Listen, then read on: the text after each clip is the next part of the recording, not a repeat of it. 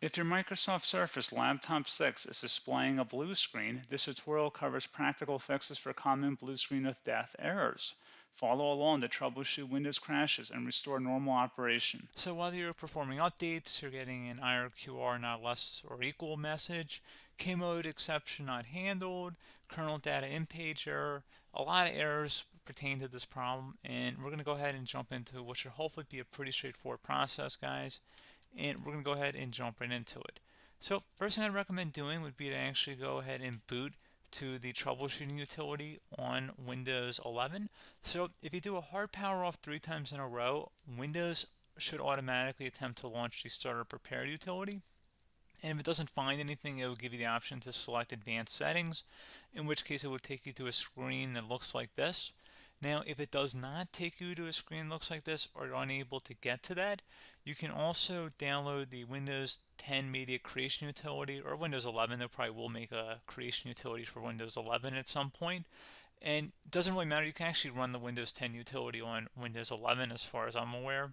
And you should be able to run the troubleshooting utilities built in within it. So you just would go ahead and download it to an ISO file and then burn it to a DVD or USB. It'd have to be about 4 gigabytes or more. It couldn't be a small USB flash drive, and it couldn't be a CD. It'd have to be a DVD. And then you boot your computer from it.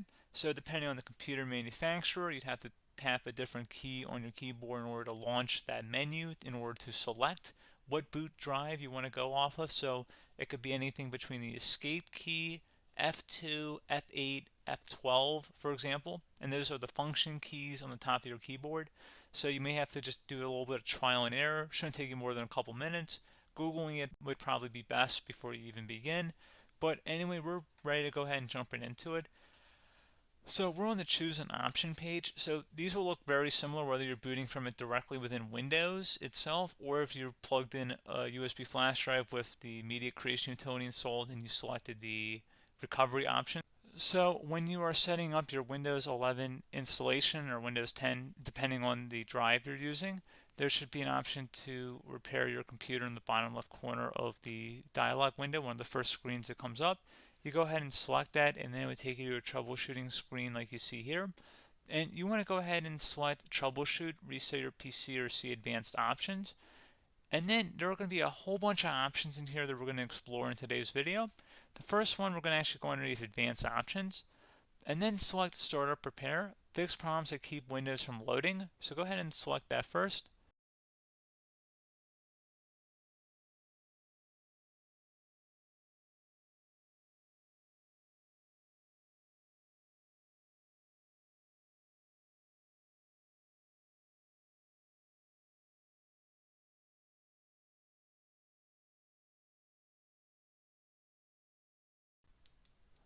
Okay, so you can see it could not repair our PC. That was our first option we could try. Something else, if we go back into advanced options here and then select troubleshoot, we're going to go underneath advanced options again. You can go ahead and actually access safe mode by selecting startup settings. And then if you select the restart button, you have the option on the screen select safe mode with networking, which will give you a key on the screen. It'll tell you which key to press to enter that. I believe it's the F7 key. It'll do that for you. I'm not going to go over that in today's tutorial because I don't really want to go into safe mode, but you're more than welcome to attempt that by going into here and then selecting restart. Again, it'll launch another screen. It'll say what key do you want to press, and it'll give you like 7 or 8 different options, and you want to select safe mode with networking. There's also an option for a command prompt too, but that's going to be something we're going to cover later in this video, and we don't even have to go through that in order to access it. So that's why I'm not going to really push for that, because unless you know exactly what's causing the problem, you probably don't need to go into safe mode. Unless you're trying to recover files, in which case then you definitely can go into safe mode, but we're trying to actually recover our computer here. So I hope that makes sense. Something else we can also try here as well would be to uninstall updates, remove recently installed quality or feature updates from Windows. So if you go ahead and select that, you can uninstall the latest quality updates, which generally is the more day-to-day updates. Feature updates are the less regularly released ones, like the big ones. I would equate it to service packs in like Windows 7 and Windows Vista and Windows XP. So larger updates that occur once or twice a year at most. And the quality updates are more just a regular update. So probably obviously depend. It'll take longer if you're going to try and uninstall the latest feature update versus quality update, and maybe you don't need to go back that far. So just giving you guys a couple of pointers with that. Something else you can also look at here, and we're going to jump into the command prompt in a little bit, but you can select System Restore, which will use a restore point recorded on your PC to restore Windows. And this is something I would highly recommend here, guys. So select Next. Assuming you have a restore point saved on your computer, you go ahead and select the most recently created one, and you'll select Next, and then you'll select the drive. You shouldn't actually have to select the drive. You can scan for affected programs, but we're going to keep it all default here, and then we're going to select Finish. So once started, System Restore cannot be interrupted. Do you want to continue? I think we're going to select yes. I don't think we have anything better to do on our computer right now, so just give it a moment here to initialize. It will take a couple minutes to run, obviously depending on how large your hard drive is and how much is saved on the System Restore point. So just give it a couple minutes here.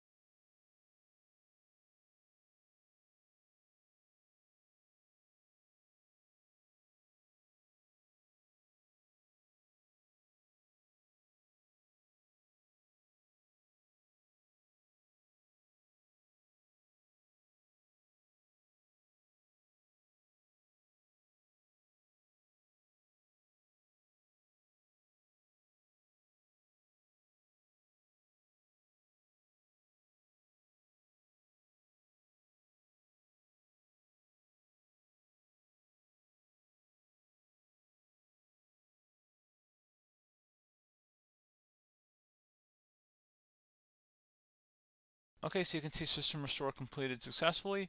The system has been restored. Your documents have not been affected. Click the Restart button to restart your computer. Go ahead and select Restart.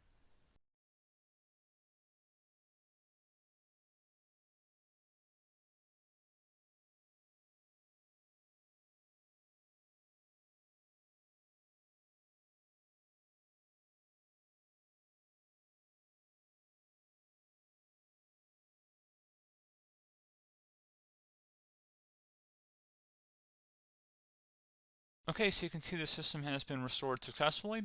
We're going to go over a couple different methods in addition to that if that did not work. So I'm just going to pause the video and we're going to start back on the recovery screen that we started with. Okay, so a couple other things we can try here too. If you go back into troubleshoot, you can select reset your PC, let you choose to keep or remove your personal files and then reinstalls Windows. You can select to keep my files, which will remove apps and settings but keeps your personal files. You can also select remove everything, which will remove all of your personal files, apps, and settings. So this is more of a factory reset, this second option here.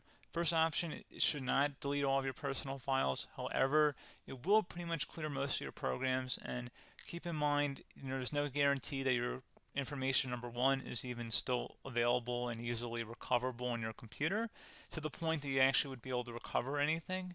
And the second point is that there's always a chance that it won't actually recover and it will just do a factory reset anyway. So there's no guarantee that actually would keep your files anyway. So I would recommend trying to get a recovery tool and backing that up first before selecting it anyway. But again, those are a couple of different options. And then something else you can try here, if you go back to the choose an option. Another option, if you go underneath choose an option and select troubleshoot, advanced options, and now select where it says command prompt.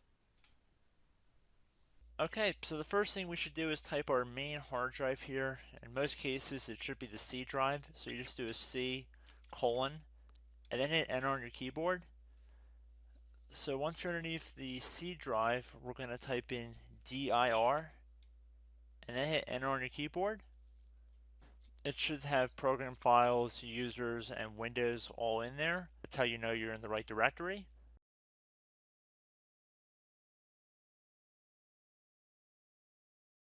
In some cases, it might be the D drive as well, so just keep that in mind.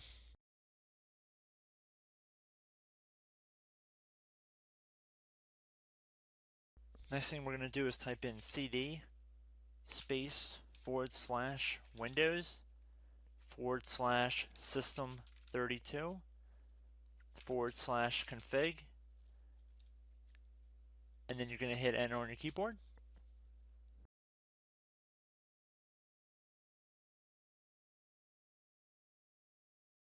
So now you're going to type md space backup. If you've seen other tutorials, it might also say to put down md backup. That's because the backup name is pretty common when you want to back something up. So you can name this whatever you want, doesn't have to be backup. So if you've already made a backup folder in the past, you could do backup 1, for example. So once you're done setting the name you want the backup to be called, hit enter on your keyboard again.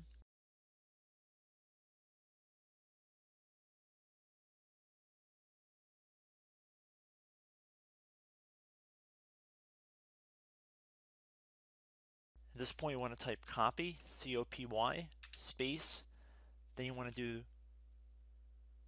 the star symbol above the 8 key, then do a period or a dot, whatever you want to call it, then another star sign, and then another space, and then type backup, and then hit enter on your keyboard.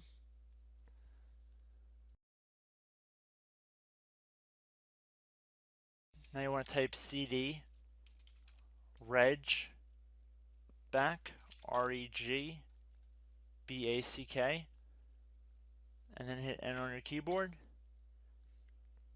So now that we are under the reg back, so now you want to type dir again, and then hit enter.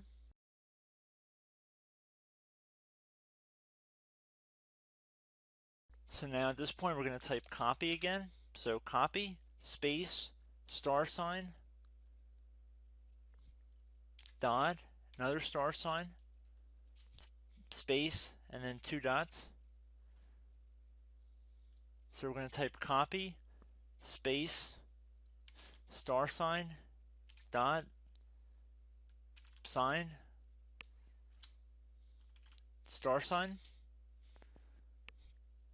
dot, dot, and then hit enter on your keyboard again. So for overwrite, you want to overwrite all. So type A on your keyboard, so capital A, and then hit enter on your keyboard.